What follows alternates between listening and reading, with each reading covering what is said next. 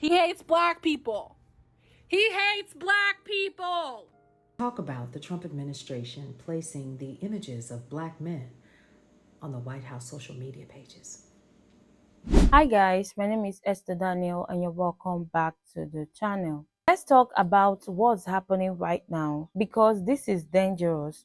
Trump's administration is out here trying to take over DC's police department. But let me say this is not about fighting crime.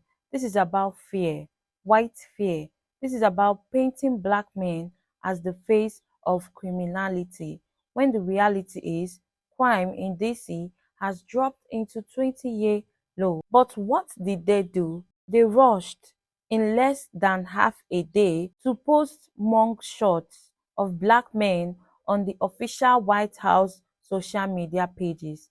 Not a single white faces, not a single Latino faces, just black men. And we need to talk about what this means. If you think Trump's plan to take over DC's police department is about catching crime, it's not. This is about stoking white fear, making black people seem dangerous. The Trump administration wasted no time, less than half a day before posting photos of black men they've arrested on the official White House social media pages. It's a calculated move to stigmatize black people, especially black men, as criminal thugs to be feared. There is not even a single white man that they have arrested and posted on the social media page, y'all. Here's the truth. Violent crime in DC is at a 20-year low. It's dropped since 2023 and 2024. White folks will think this is solely about distracting from the Epstein files, but the harm this stigmatization will have on our communities will be widely felt for black people. They've been running this playbook on Latinos since Trump took office. Now they're turning it on black communities. An anti-black, anti-brown campaign dressed up as fighting crime. This is even worse than when the Clintons labeled black youth in our communities as super predators, because MAGA is creating the image of what a super predator looks like. Black people with children in DC, watch them. Especially watch your boys, because racial profiling and police violence is about to skyrocket there. Y'all be safe. Oh, but sit down, there's more. I'm on a roll tonight. Let's talk about the Trump administration placing the images of black men on the White House social media pages. So the Trump administration has just crossed another line, posting the mugshots of arrested black men on the official White House social media pages. Not one white man, not one non-black face. Did you know about that? Let's be clear. This isn't about transparency or public safety. This is about controlling the narrative. And I've been talking about that this week on social media, how they are allowing the media to be controlled about what you see, controlled about what you hear about, controlled about what you learn. We're literally having to say things like, what was that word that I've been hearing, or that phrase? Music festival? What about that one? Or what about the purses? You couldn't even say the other word again because you just may get suppressed. So let's be clear. It's about stoking fear and feeding into the age-old racist stereotype that black people are inherently criminal or dangerous. Because remember, this is the same guy that took out a 4-page ad on 4 innocent young black men. Yeah, that same guy. So this isn't a new tactic, folks. We already know that. This is not new. We're used to this. We already know how this is going to go. And here's the thing. We're going to have to watch very carefully how the media plays this out, because guess what? If you think he's not controlling the media, think again. I guarantee you this entire conversation that we're having right now won't even get 3,000 views. It won't even get 300. Because my information and other people who provide news and journalistic commentary and content is being suppressed. All right, let's get back into it, shall we? Hang on just a second. So here's what they're doing. This is not about the concept that this is new, because we all know that it is not.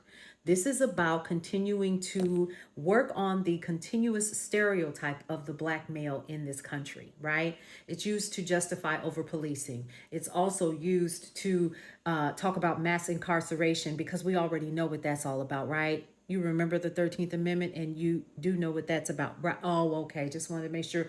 And that violent targeting of our communities for decades, that ain't new either. There's more. So, by pushing these images out to the public on the White House page, that must make it real, right? That's got to make it real. Here's what's happening. They're shaping the perception and telling the nation who to fear. They want old white ladies to continue to clutch their purses in public and lock their doors, justifying future crackdowns. That's what they're doing too. I want you to understand that this is actually planting the seed that an increase in police and military presence in Black neighborhoods is necessary.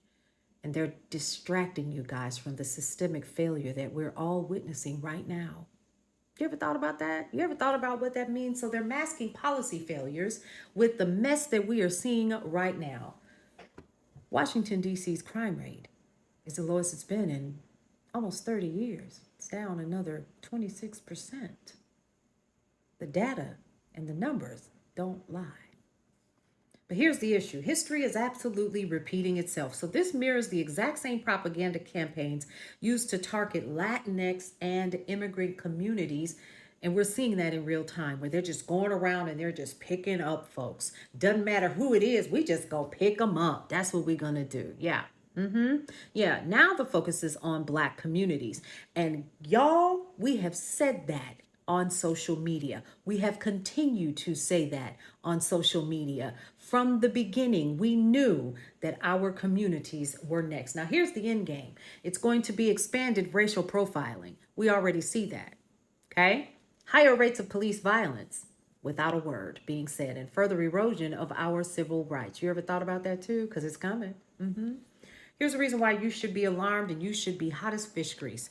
Here's what starts with selective mugshot posts that don't end there. Here's the issue. You're going to continue to see it. How dare you place their faces on there? But then this is the same administration that has somebody working their social media, and they're thinking that it's funny to go ahead and put images and video of people who are literally flipping out over what's happening with this current administration. So they're going to normalize racial bias, but we're not new to that, right? Desensitize the public. That's already been done, right? To disproportionate arrests and police violence. But see, that's already been done. That's already been done. Paving the way for harsher laws targeting specific communities under the guise of quote unquote safety. Because, we've seen it before. Now, what we can't do is ignore what's happening, okay? We do understand that the shift was always there. They're just bringing it to the forefront for everybody to see more and more and more. But again, y'all, this is not new information to this community, my Black community, my Black brothers and sisters. We already know what's up. Here's our call to action. Transparency. Full racial breakdowns of arrests, not selective publicity. Accountability. Demand answers from elected officials who remain silent. And we're seeing a whole hell of a lot of that, aren't we?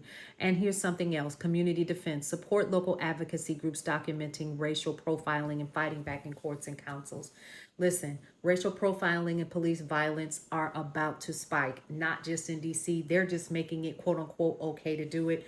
You should be made aware now if you have not already been. And here's the thing. If you have young Black men in your home, if you have Black men that you love, that you honor, that you respect, just know that we need to have those conversations with our young Black men again. Mothers, daughters, sisters, grandmothers, aunties, just know. And it's not just about the Black man, it's about the Black folks, period. This is just a wake-up call. I will say this. Black folks, this is what you voted for. For those that were excited about this.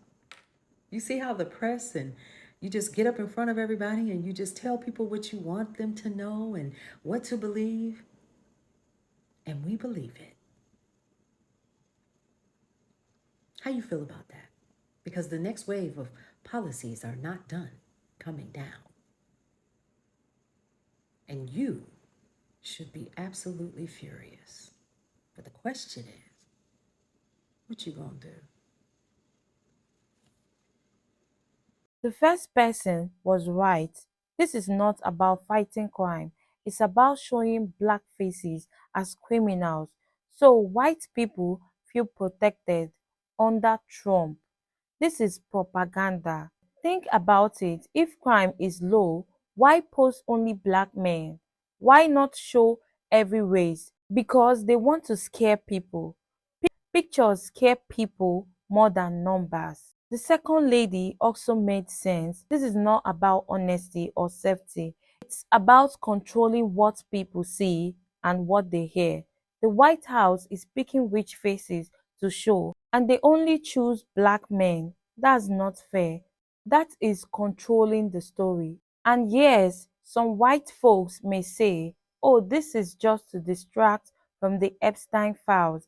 Maybe, but the real harm is on black people because when the government shows only black mugshots, it makes the world believe that black people are always criminals. That's hurt in courts, in jobs, in school, and in daily life. He hates black people. He hates black people. He said terrible, dangerous cities like Oakland, Baltimore, D.C., because they're majority black population cities. He hated black people when he took out 4 full-page ads in New York newspapers calling for the Central Park 5 to be executed. Innocent black children. He hated black people when he picked Haitian immigrants to bully because he knew dumbass white-skinned Latinos like me would fucking fall for that shit. He hates black people. He fucking hates black people. I don't know how much clearer he can get. Fear mongering at its best. The reason why President Trump actually kicked off and did this is because a 3-year-old black girl died. Because all of the violence that's been happening in Washington, D.C. Now I sit back and I tell myself, why do all the Democrats love crime so much? Like, if you really think about it, out of the top 25 states, at least 22 of them are democratically ran. And do you also notice whenever these people are trying to push their bullshit, they always try to target the black folks? This be their favorite thing to do. Black folks are over here minding their own business, and Democrats keep trying to bring them into their bullshit. And she's gonna downplay that she's a white Latina. Girl, have some pride. That is fear mongering at its best because shit makes no sense how the Democrats loves crime so much. They love to say, oh, President Trump is this, President Trump is that. President Trump is militarizing Washington, D.C. and all that other weird shit that these people are saying. But whenever you ask the people of Washington, D.C., they will tell you straight up what President Trump is doing is good. Like, I'm not trying to listen to no Olivia Juliana that doesn't know what the fuck is going on. And how the fuck does cleaning up the streets means that he hates black people? Unfortunately, a majority of the people that's doing crime in Washington, D.C. are black people. Because the residents of Washington, D.C. are literally coming on here and telling us the people that are committing crimes are the people who look like us. The people that's robbing and killing us is the people who look like us. How far does Trump have to take this for y'all to realize this is 1930s Germany? How far does he have to take this for y'all to realize this is 1940s Italy? This is Mussolini. This is fascism at its highest. It's so infuriating that y'all are not seeing it. And we told y'all not to vote for him. And now that we told y'all this over and over and over and over again, we the ones that have to deal with the consequences. DC, Maryland, Virginia, the DMV, people who work in the city. They're federalizing DC police. They're sending the National Guard. They're deploying the National Guard. DC isn't even top 10 in crimes in the country. The 10th most dangerous city in America is in Colorado. There's no National Guard going to Colorado. I mean, how far does he have to take this? There's no freedom of press.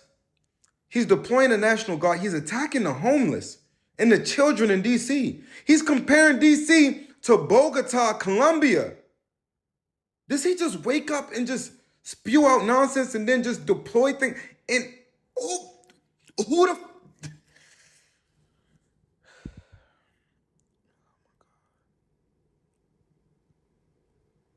The amount of power and the amount of unconstitutional things that he's been able to do, it hasn't even been a year. It's barely been 6 months. I don't know, y'all. I don't even know what to say. Like, I'm really When people in power can choose faces to show, and they are shaping the story of America, and in this story, black men are always the villains. We cannot allow that. We must speak up. We must share the facts. We must remind people that crime is actually going down, not up. Anyway, guys, these are just my opinion, and I would like to hear your thoughts in the comments. Don't forget to subscribe to the channel, like and share the video to help the channel out. See you in the next one. Bye.